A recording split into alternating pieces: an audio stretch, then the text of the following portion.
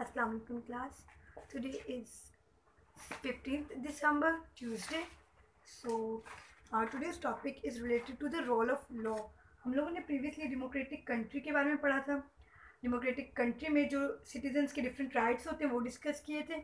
सो आज हम लोग डिस्कस करेंगे रोल ऑफ लॉ कि किसी भी कंट्री में लॉ का क्या रोल होता है, क्या उसके पर्सपेक्टिव होते हैं. सो यहाँ पे रोल ऑफ लॉज है.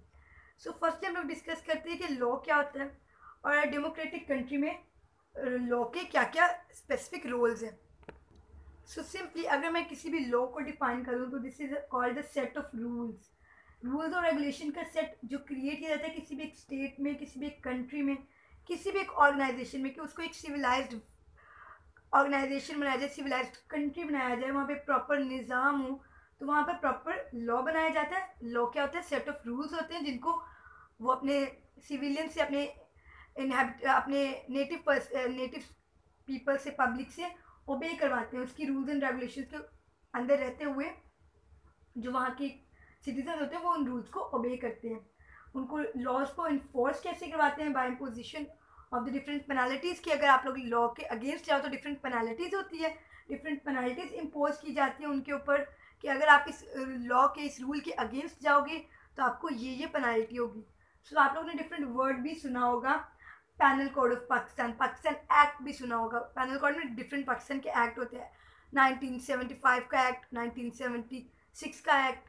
सो डिफरेंट ईयर ऑफ के साथ हम लोग के पाकिस्तान एक्ट भी चेंज होते रहते हैं. इसमें डिफरेंट अल्ट्रेशन की जाती है. लॉज बनाए क्यों जाते हैं? लॉज होते क्या? वो सेट ऑफ रूल्स होते हैं, बनाए क्यों जाते हैं? एक प्रॉपर कंट्री को सिविलाइज फॉर्म में लेके जाने के लिए.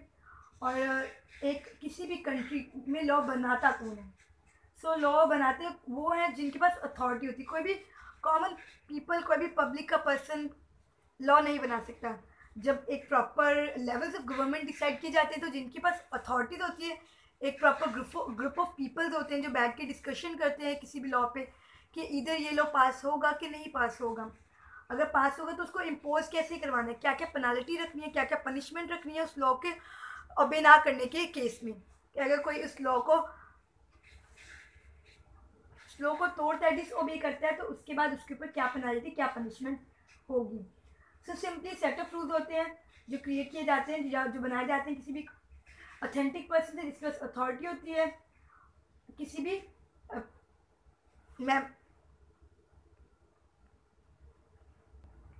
भी कंट्री के, किसी भी ऑर्गेनाइजेशन के, पब्लिक या पीपल्स के बिहेवियर को रेगुलेट करने के लिए कि वो एक प्रॉपर मैनर्स में बिहेव करें.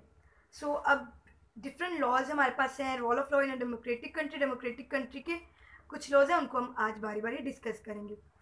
Democracy follows a system of rules by laws and not individuals. The law are important because अब किसी भी कंट्री को सिविलाइज्ड फॉर्म में लाने के लिए लॉ इम्पोर्टेंट होता है. किसी भी कंट्री के सिविलियंस के राइट्स को प्रोटेक्ट करने के लिए लॉ इम्पोर्टेंट होता है. किसी भी कंट्री में अगर सबको इक्वल राइट्स मिल रहे हैं उस चीज़ को इंश्योर करने के लिए लॉज बनाए जाते हैं. कोई भी कंट्री का पर्सन किसी भी एक रूल को डिसओबे ना करे तो उसके लिए भी लॉ बनाए जाते हैं. सो बारी बारी हम इनको डिस्कस करते हैं.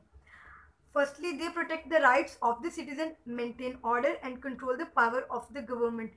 नॉर्मली हम लोगों ने प्रीवियस लेक्चर में सिटीजन्स की डिफरेंट राइट्स पढ़ी हैं कि आपके पास राइट्स होते हैं to move in the any part of the country. आपके पास राइट है कुछ भी कहने का, कुछ भी लिखने का, किसी भी अपनी रिलीजन को फॉलो करने का राइट होता है. तो उन सब राइट्स को प्रोटेक्ट करने के लिए प्रॉपर लॉ बनाए जाते हैं.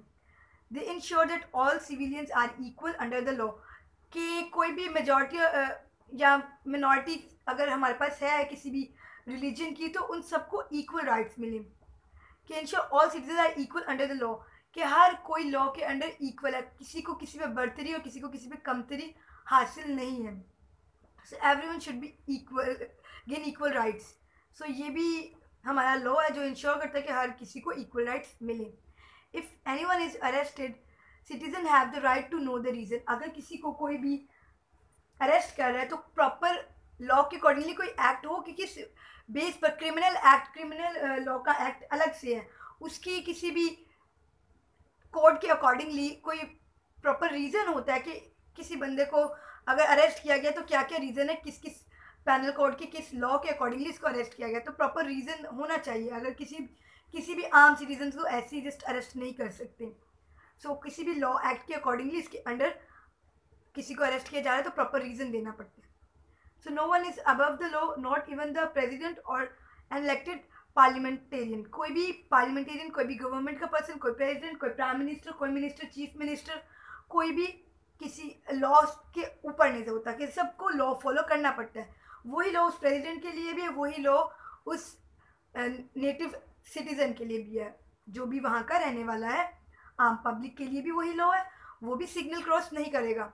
लेट्स से अगर सिग्नल क्रॉस करने का लॉ है कि अगर सिग्नल रेड है तो वो ट्रैफिक सिग्नल को नहीं तोड़ के जा सकता, आम पर्सन भी, उसको भी प्रॉपर पेनाल्टी यानी फाइन देना पड़ता है। सो सेम केस किसी भी कंट्री के प्रेसिडेंट के लिए भी है कि वो भी प्रॉपर रूल्स को, प्रॉपर लॉ को ओबे करता है। They ensure the people do not suffer torture and cruel treatment, कि किसी भी पर्सन को टॉर्चर ना किया जाए, किसी भी किस्म का क्रूअल बिहेवियर ना हो, कोई भी पनिशमेंट किसी को नहीं दे सकता। कोई भी गवर्नमेंट का पर्सन, कोई आम पब्लिक का पर्सन किसी को टॉर्चर नहीं कर सकता। ये भी गवर्नमेंट लॉ का एक्ट है कि आप अगर कोई किसी को टॉर्चर करे तो आप लॉ एक्ट के अगेंस्ट उसकी कंप्लेन कर सकते हो। सो इस तरह का बिहेवियर भी एक्सेप्टेड नहीं है। The rule of law checks and limits the power of government. No government official is allowed to violate these limits.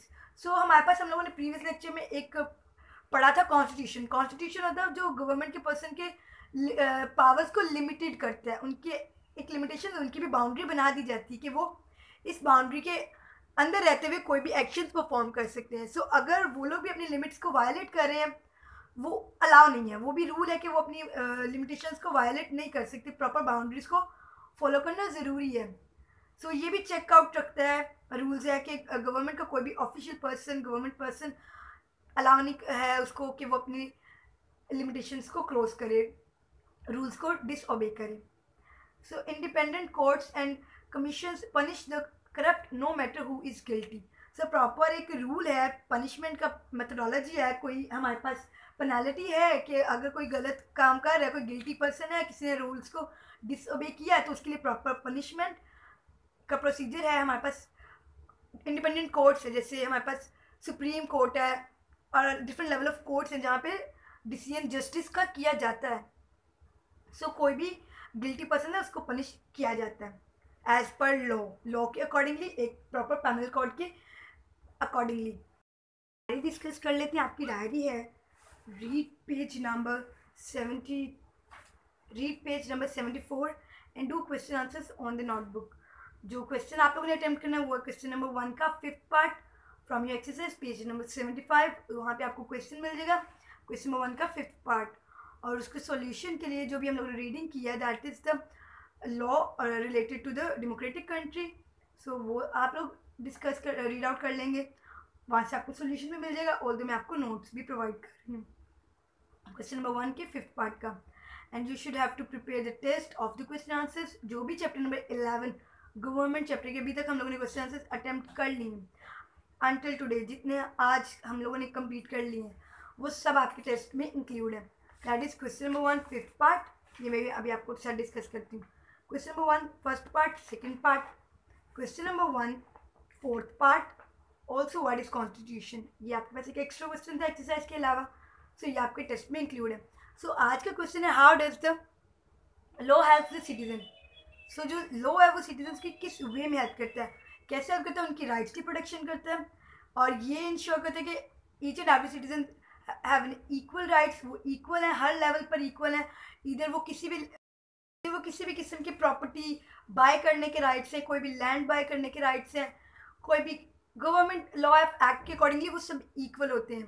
कि अगर किसी मुस्लिम पर्सनस को ये राइट दिए जा रहे हैं कि वो अपने इवेंट्स की, अपने कल्चर को प्रॉपर तरीके से सेलिब्रेट कर सकता है, सो ये एक हिंदू रिलीजन के पर्सनस को भी प्रॉपर राइट दिए जाएंगे कि वो भी अपने कल्चर को, अपने इवेंट्स को प्रॉपर वे में सेलिब्रेट करें।